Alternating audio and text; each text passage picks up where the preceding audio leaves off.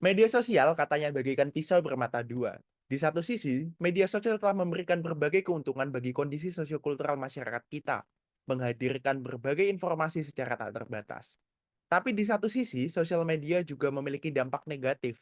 Salah satunya adalah munculnya opini-opini buruk yang ada di sosial media. Nah, berdasarkan Pew Research pada tahun 2023 menunjukkan bahwa 97 dari 100 remaja di US menggunakan internet setiap harinya. Nah, salah satu hal yang kini sedang didalami adalah menggunakan sentimen analisis untuk mengetahui apakah komentar yang diberikan di sosial media memberikan feedback yang positif, negatif, atau netral. Namun salah satu kendalanya untuk melakukan sentimen analisis pada cuitan Twitter adalah keterbatasan atau jumlah kata yang biasanya digunakan. Sehingga akan cukup sulit untuk menentukan apakah sentimen tersebut memiliki nilai positif atau negatif.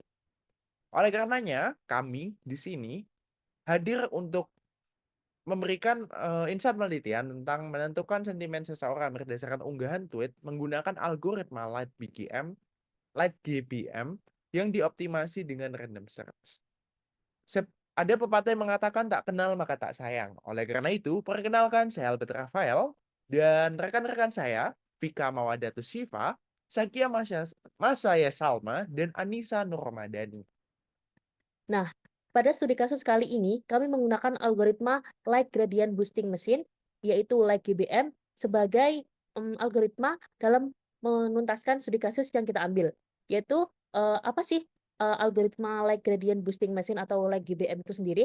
Light GBM merupakan algoritma machine learning yang berbasis gradient boosting decision tree yang dikembangkan oleh Microsoft, yang dimana dirancang untuk meningkatkan kinerja dan skalabilitas dalam tugas-tugas seperti klasifikasi, regresi, dan juga peringkat.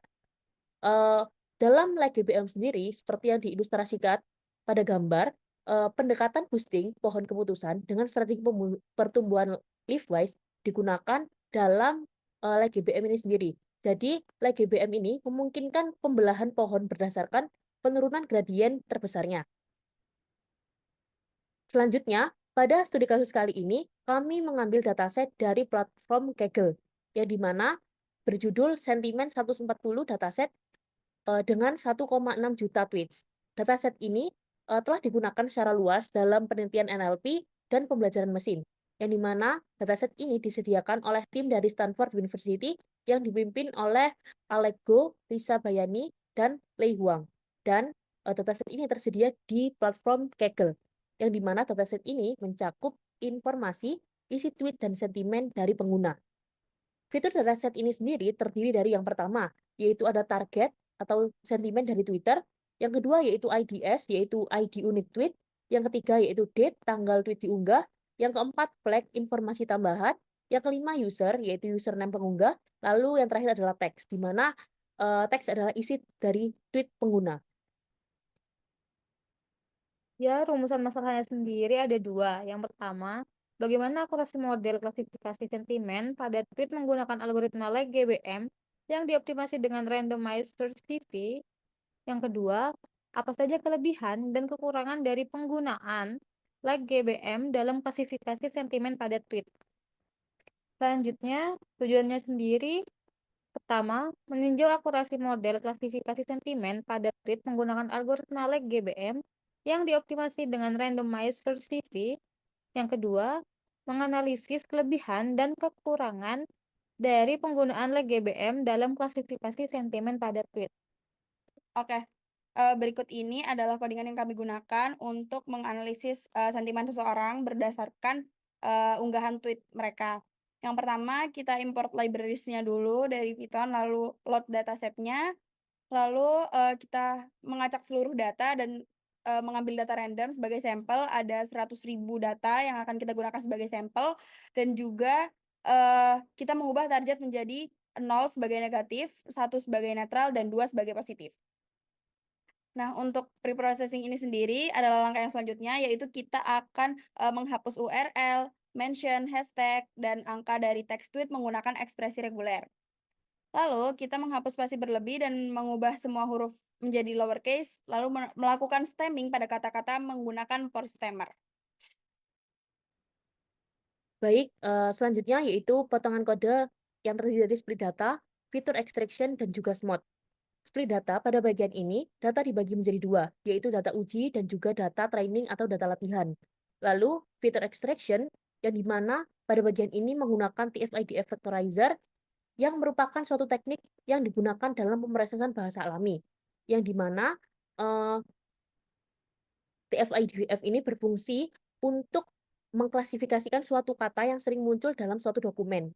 Lalu kata tersebut akan dihitung frekuensinya dan digunakan dalam analisis suatu frasa, yang dimana nanti akan dikelompokkan seberapa sering sih kata-kata ini digunakan atau muncul dalam suatu konteks tertentu.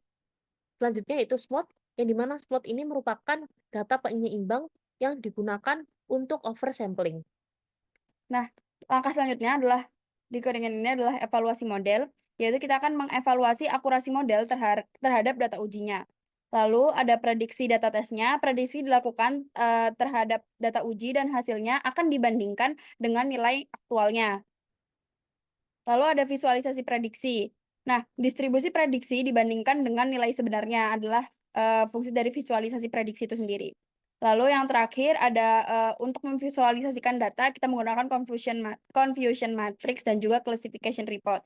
Confusion matrix sendiri adalah matriks kebingungan untuk melihat distribusi kesalahan dari prediksi kita.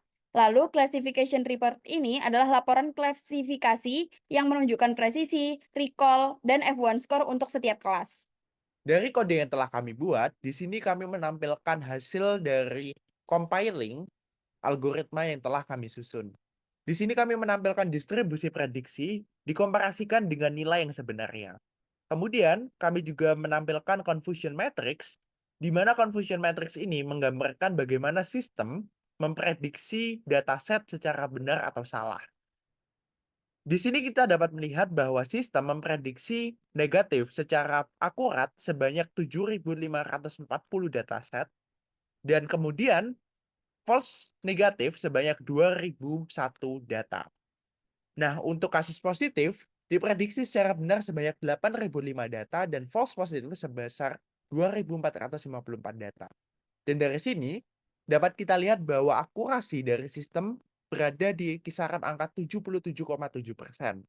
Dan akurasi maksimum berada pada pendeteksian sentimen negatif sebesar 79%. Nah, kesimpulan dari penelitian yang telah kami lakukan adalah sebagai berikut. Yang pertama, algoritma Light GBM yang dioptimasi dengan random search dapat mencapai akurasi hingga 77,7% dalam klasifikasi sentimen pada tweet. Nah, ada beberapa kelebihan dari Light GBM ini meliputi kecepatan dan efisiensi dalam menangani dataset yang besar. Khususnya kami telah melakukan proses optimasi pada data sebanyak 100.000 data.